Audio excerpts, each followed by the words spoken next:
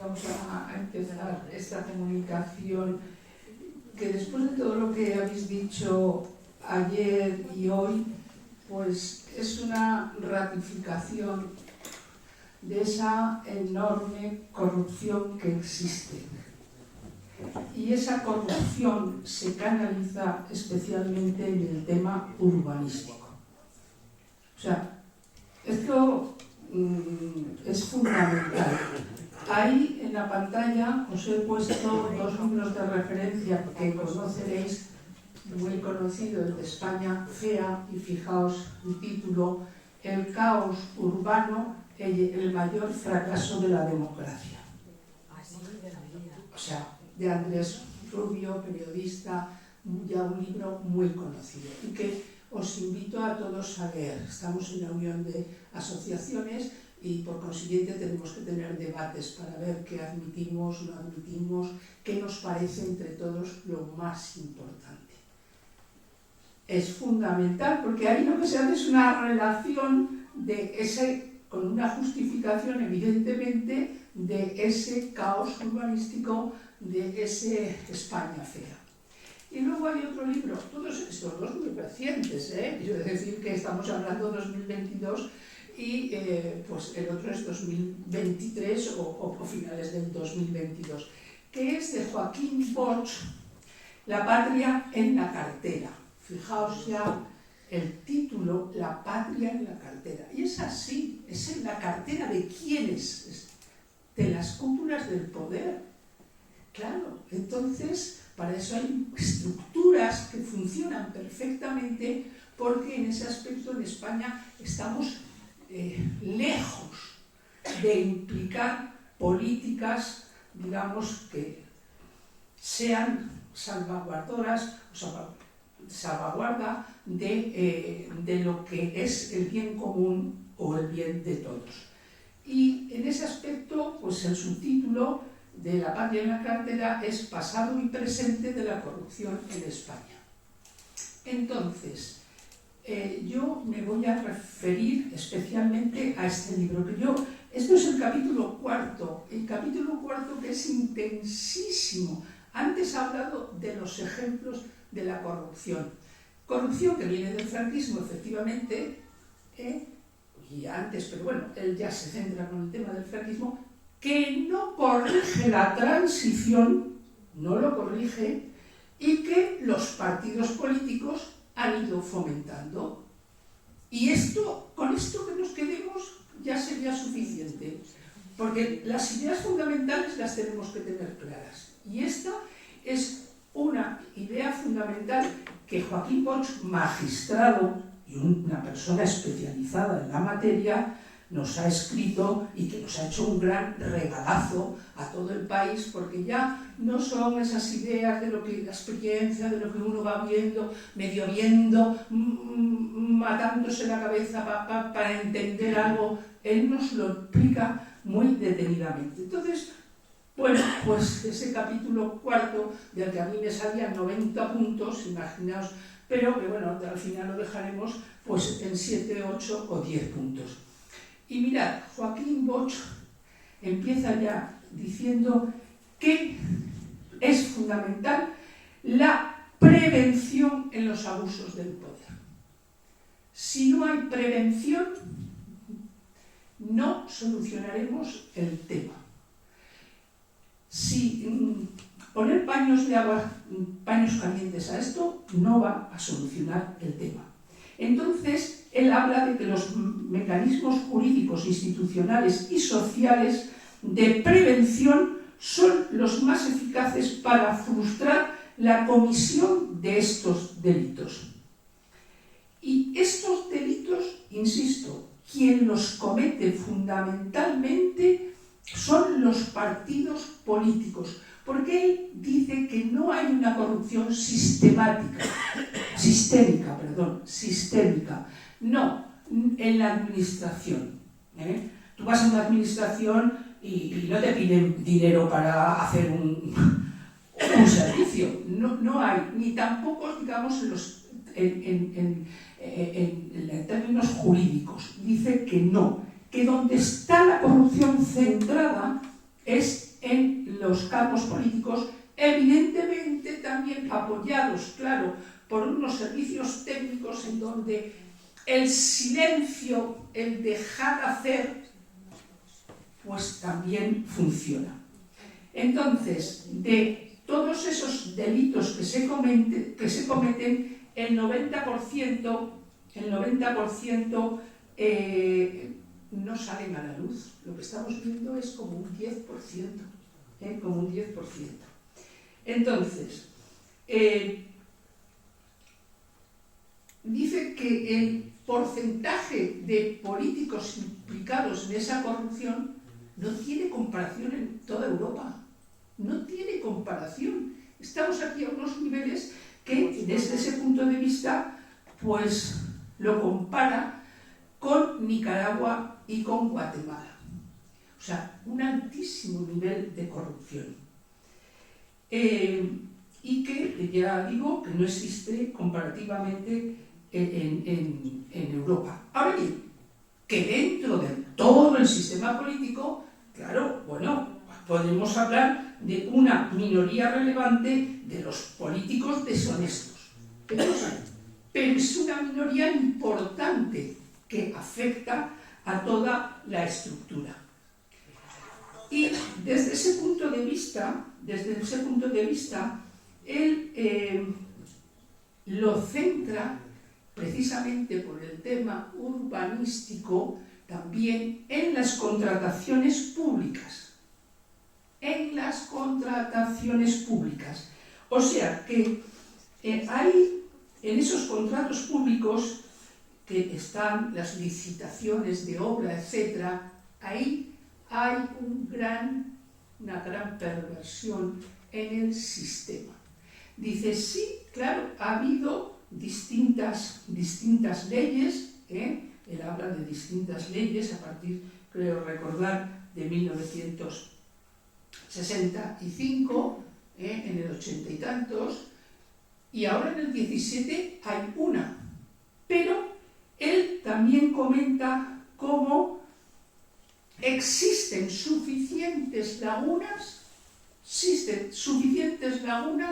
para que esa corrupción se mantenga. Y da sus justificaciones, hablando del fraccionamiento de los contratos, y esto en las eólicas y en las renovables lo hemos visto de forma escandalosa. O sea, sistemas que pertenecen a un mismo paisaje, los dividen en los 50 megavatios como sean, y ahí se fraccionan y no pasan por las comisiones que tienen que pasar. Y luego las modificaciones, las típicas modificaciones que se contrata,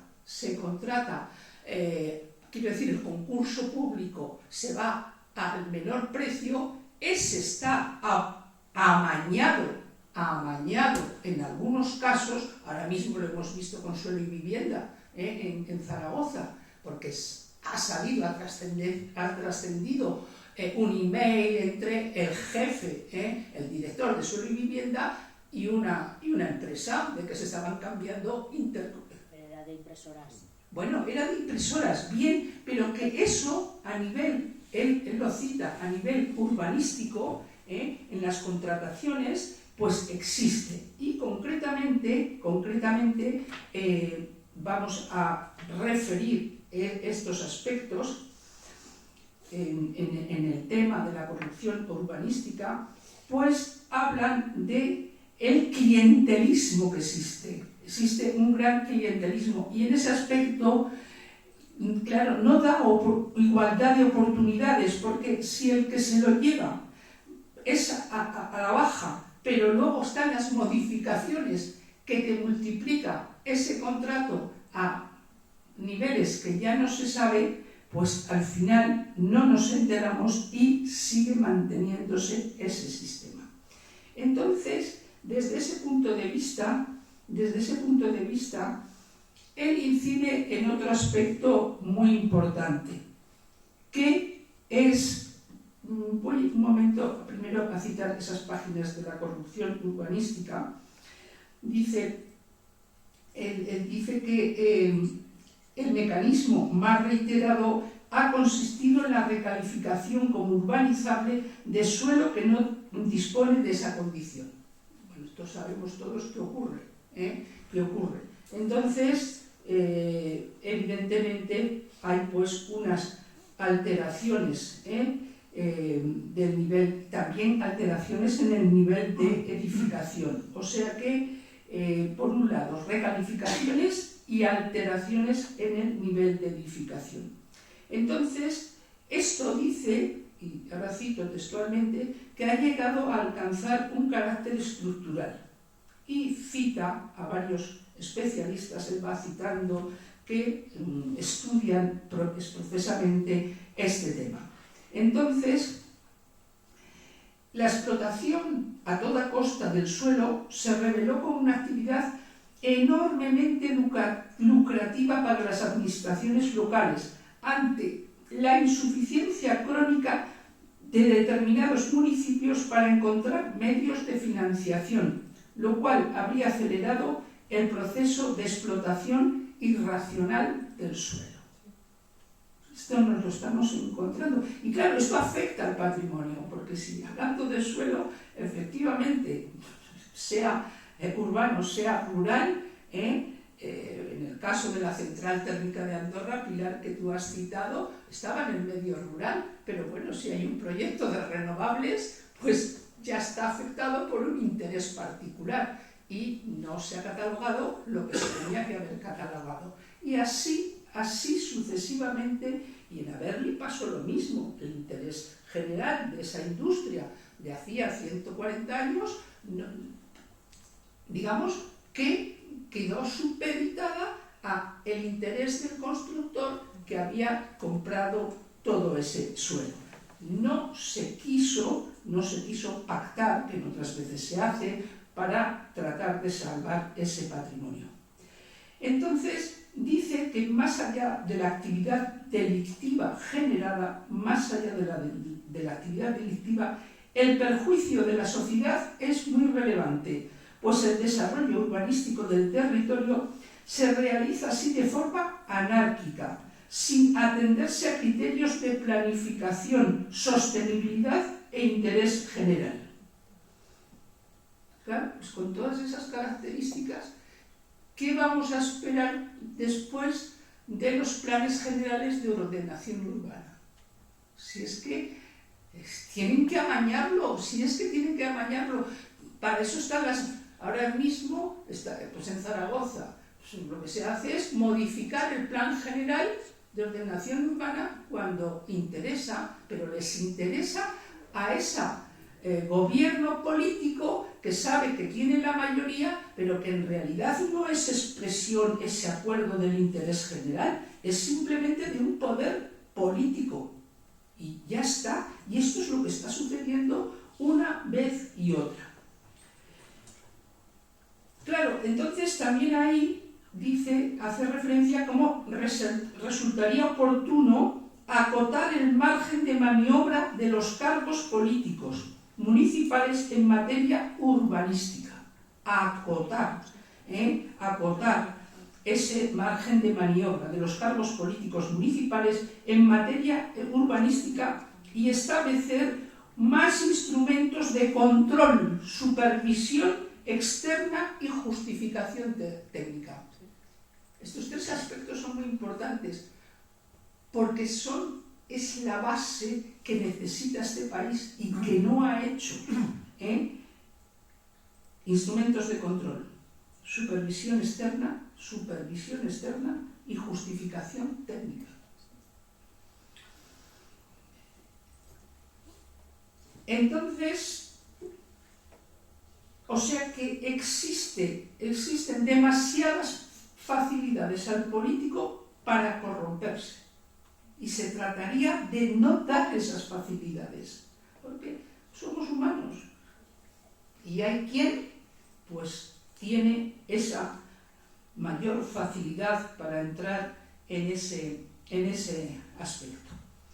Entonces, un aspecto importante es el en relación con cargos políticos, estructura de poder, son los asesores. el tema de asesores.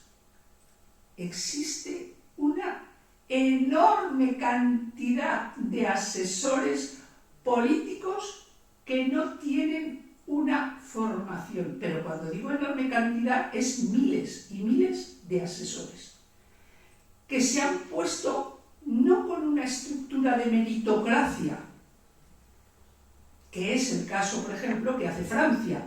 Es decir, existe una carrera de méritos, de profesionales con unos méritos.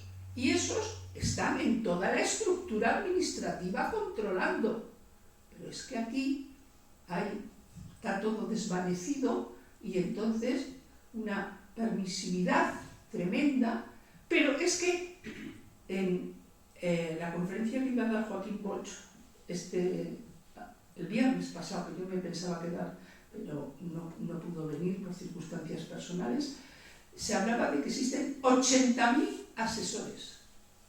Pero son asesores no profesionales en muchísimos casos, son asesores colocados a dedo. El amiguismo, el clientelismo, ahí estamos con el clientelismo. Y ese tema la sociedad no lo percibe como un problema grave. Claro, porque cuando la sociedad lo percibe como un problema grave, pero hasta ahora no hay una reacción. No hay una reacción. Entonces, esos asesores, pues él habla como, por ejemplo, en Francia está la meritocracia. En Inglaterra, los países nórdicos hablan de una gestión eficiente. O sea, lo que se les pide a esos asesores es esa gestión eficiente y con una formación adecuada. Y les funciona. Entonces, esos nombramientos partidistas, pues, hacen que España padezca un considerable retraso en la profesionalización de los cargos directivos en la administración. Yo creo que esta es una idea fundamental. Si eso no se corrige, evidentemente seguiremos así porque, bueno, pues los asesoramientos en las leyes ya estamos viendo también cuántos fallos, cuántas decepciones en la materia que nos ocupa. Nosotros nos podremos saber las leyes de patrimonio y podremos trabajarlas, pero existe todo un gran entramado por detrás que hace que muchas veces tampoco funcione lo que es la letra de la ley. Entonces, insiste pues en los criterios objetivos, objetivos de mérito, entonces en los altos cargos.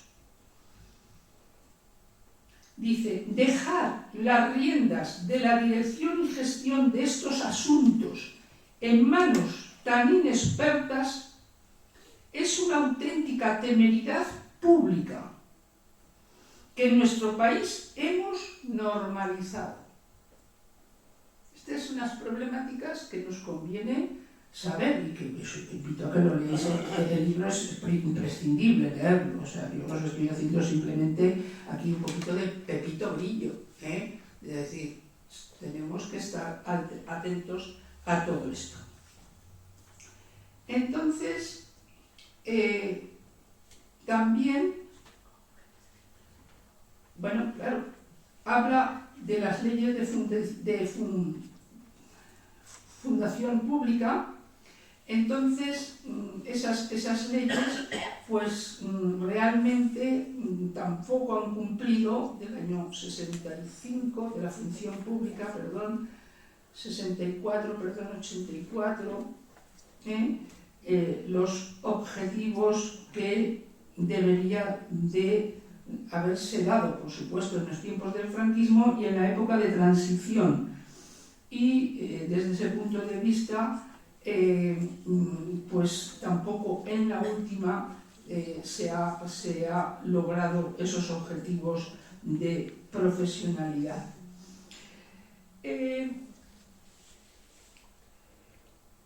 Luego, él da algunas salidas para esta situación. Sí, también hay un párrafo interesante de las sociedades estatales, fundaciones, etcétera, que son otros organismos que en muchos casos se han creado como puertas de atrás para, en fin, bendecir ese sistema en parte corrupto. Eso lo dice completamente exacto. Ha sido una constante en los últimos años la proliferación de sociedades estatales, empresas mixtas de capital semipúblico y fundaciones de todo tipo a las que las instituciones han derivado amplias áreas de gestión.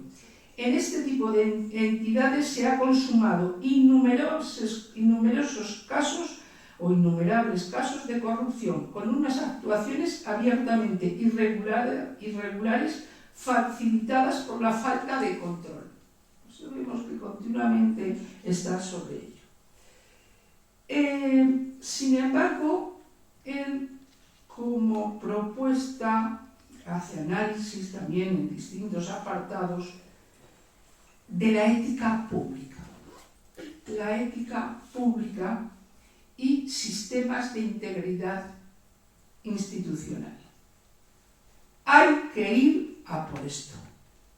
La ética pública.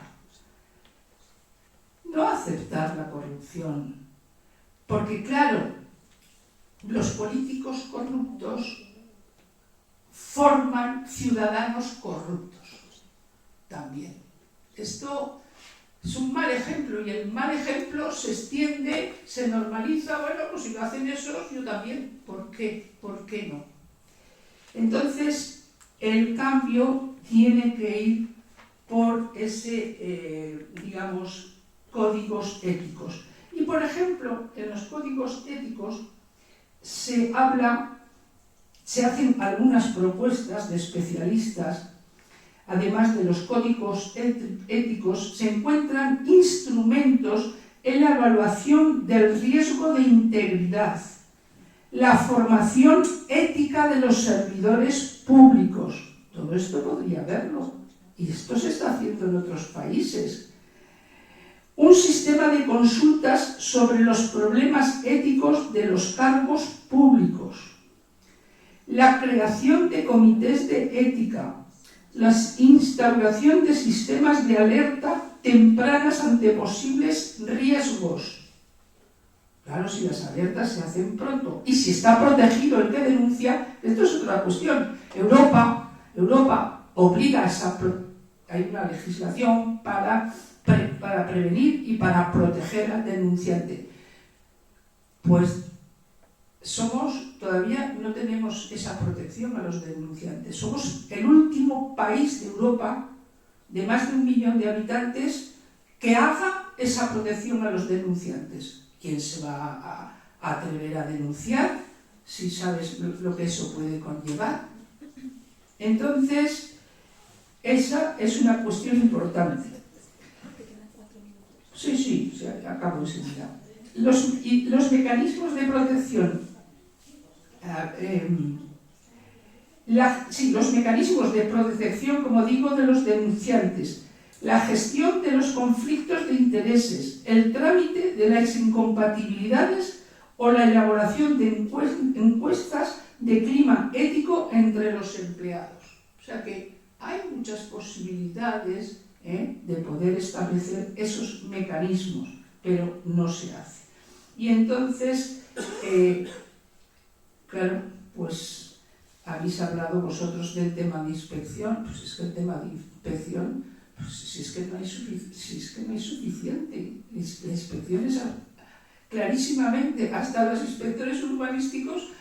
El otro día se caía una casa en Zaragoza. Pues ¿y qué hacen los inspectores urbanísticos? Sí, hasta eso se les cae. Y evidentemente, claro, hace falta una transparencia. Claro. Sí, tenemos una ley de transparencia del 2013, pero vamos a... ¿Cuáles son los riesgos o cuál es la realidad de esa ley de transparencia, que luego las comunidades autónomas también la han asumido a nivel de cada comunidad? Dice: la situación de la transparencia en España se caracteriza por una ley deficiente, ya los expertos lo han dicho, que no se modifica y cuyo reglamento no se aprueba. Habéis hablado de los reglamentos, pues otra que no tiene reglamento. Por un órgano encargado de su supervisión flagrantemente infradotado. Pues el que supervisa no puede supervisar, pues diréis vosotros qué hacemos.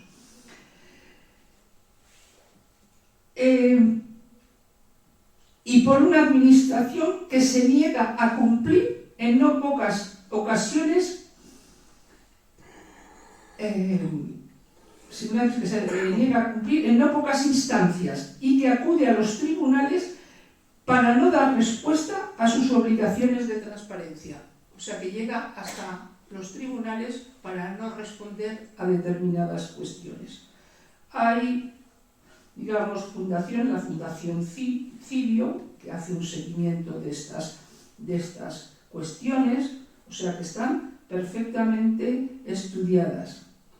Y evidentemente, pues después de todo lo que hemos escuchado aquí, claro, pues también se viene a decir en el libro que una sociedad con poca cultura tiene las mayores bases para ser corrompida. Necesitamos un país con buena formación, con cultura, para evitar con mayor facilidad estas corrupciones. Y claro, cuando existen crisis sociales, también lo indica, eso es fatal, porque en las crisis sociales todo se tambalea y las clases sociales con menos recursos pues dependen también más de lo que se les ofrezca, cómo se les ofrezca, es decir, las redes clientelares se proliferan más, ¿eh? Entonces, todos esos mecanismos, hemos sufrido una gran crisis y todo eso sabemos de qué va. Y de lo que se ha dicho aquí ayer y hoy, evidentemente la formación general de educación en patrimonio y que en definitiva viene a enlazar con la ética, pues claro, ayuda mucho en esa formación cultural, formación ética de lo que la sociedad debe de reivindicar. Esto es solo un apartado, o sea, ya veis que el libro da mucho de sí y que es un poco lo que intento trasladaros para ver otras perspectivas. Es una otra perspectiva de por qué no está funcionando lo que habéis comentado ayer y lo que Pilar y luego vosotros habéis comentado con casos prácticos hoy. Muy bien. Muchas gracias. Lo mismo, si queréis, os puedo pasar de la estación de Canfranc unas imágenes que no va a durar nada más que 2 o 3 minutos, pero una comparativa de cómo estaba y cómo se quedó de desguarnecida. Estamos hablando del año 2005-2006. Xavi Garú hizo esas imágenes aquí abajo, ¿verdad? Lo hacemos rápido porque sí, quedan 2 ponencias aún, ¿vale? Exacto. Entonces, bueno, pues aquí vamos pasando. ¿Lo pasas tú o lo paso yo? Pásalo tú, por favor, porque veis ahí que había como una chambrana, porque efectivamente se quería ahí, Pilar, se quería subir un piso más. El proyecto del 2003 ya nació viciado porque hubo un fallo de concurso que luego los tribunales lo denegaron, en el sentido de que quien tenía que haber ganado el concurso no se lo dieron porque no interesaba a la administración, se lo dieron a quien lo interesaba, y luego el interesado especialista en el tema puso un pleito y lo ganó. Bien, ahí vemos pues a la imagen de la derecha cómo iban a pretender subir un piso más, precisamente para hacer un hotel de lujo. Y es ahí donde Apudeva puso un pleito. Y ahí sí que lo ganamos y no se subió el piso. No se ha subido el piso. Subida ahora en la última. No, Pilar, no. O sea, digamos que el volumen general, alguna chimenea puede haber, pero no, el volumen general. Y esto es a la izquierda, pues imágenes ya deterioradas, estamos hablando de 2005, 2000. A la derecha, cómo desapareció todo el sistema de escayolas, etcétera, y cómo quedó la estación para el 2006, con ese arquitecto que era el que ganó el concurso de una forma amañada. O sea que, ¿cómo se consiguen estos objetivos? Pues ahí tenemos un caso concreto de trampa. Fijaos cómo era la escalera y qué se queda, en qué se queda. Y vemos aquí un poco mejor los detalles de los pilares y las escayolas, y esto es en lo que quedó y en lo que se ha actuado a partir de los últimos años. Está claro, ¿verdad? Es que quedó absolutamente vacío de todo el recuerdo de la estación original. Afortunadamente este compañero de Apudeva pues hizo todas estas imágenes y comparativas que nos ayudan, ¿veis? Pues es que, claro, desde la denuncia. Entonces ese denuncia sí que la ganamos a Apudeva, pero luego perdimos la de la cubierta, que era de pizarra, ¿veis? O sea, la estación está así, o sea, en ese aspecto de volumen. La pizarra, y ellos en el 2008 fueron a poner zinc. Nosotros pusimos un pleito, pero ahí lo perdimos. El juez consideró que no teníamos razón y nos pusieron una multa de 7.000 y pico euros, que para una asociación, o sea, imaginaos, habíamos ganado el primer pleito y el segundo nos castigaron con 7.000 euros por defender la... ¿Veis? Como... Exacto. Estas son imágenes comparativas, o sea que por el exterior, digamos que sí que como está todo, o sea, es que es todo manga por otra.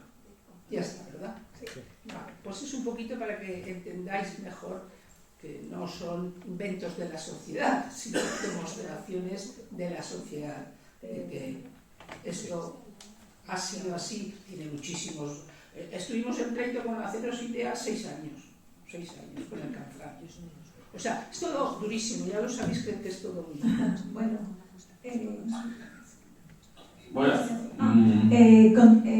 había una pregunta en sala, había 2 salas, o sea, perdón, hay 2 preguntas en sala y luego ya iniciamos con la presentación de Pablo, ¿de acuerdo?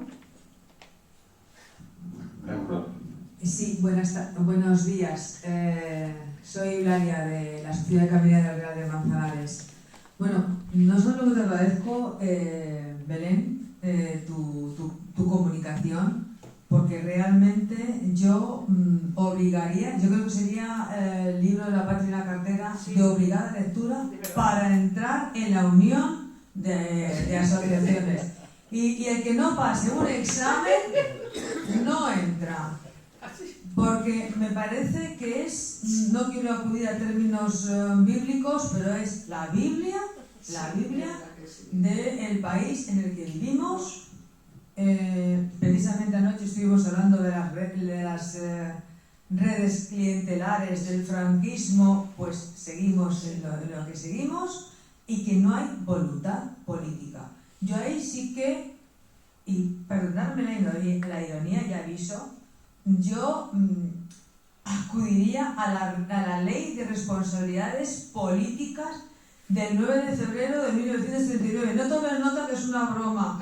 Es la que hizo Franco para castigar a todos los no adeptos que tenían que pagar, no solamente con cárcel, trabajos forzados, fusilamientos, etcétera, etcétera, sino además con su patrimonio. Y si no con el patrimonio de la familia. Y que los herederos, en caso de fusilamiento, los herederos heredaban la deuda con Franco por no haber participado en el golpe de Estado. Bueno, Pues llevado al patrimonio, yo creo que nos hace falta como prevención, como dice Joaquín Bosch, que es una persona íntegra.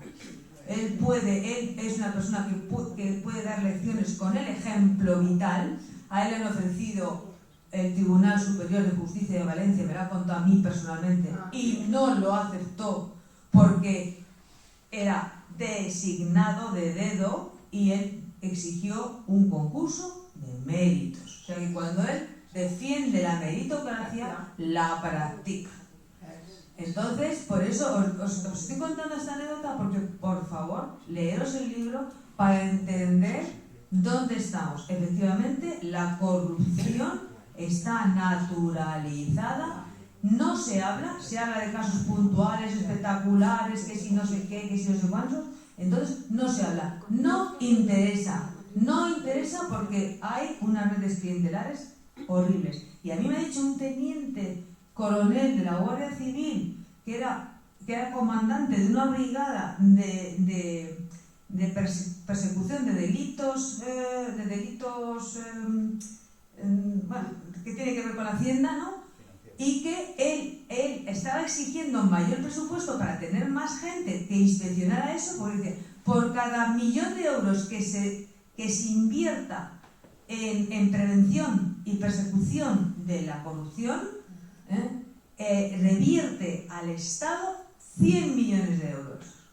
Y la propia Guardia Civil se quejaba. O sea, que realmente no hay interés político. Entonces yo creo que ahí sí que la sociedad, las asociaciones y la sociedad civil tenemos que denunciar esto y tenemos que exigir en los programas de los partidos políticos que se haga una auténtica ley de prevención a través de exigir responsabilidades políticas, que devuelvan lo robado, que devuelvan las comisiones, y cárcel.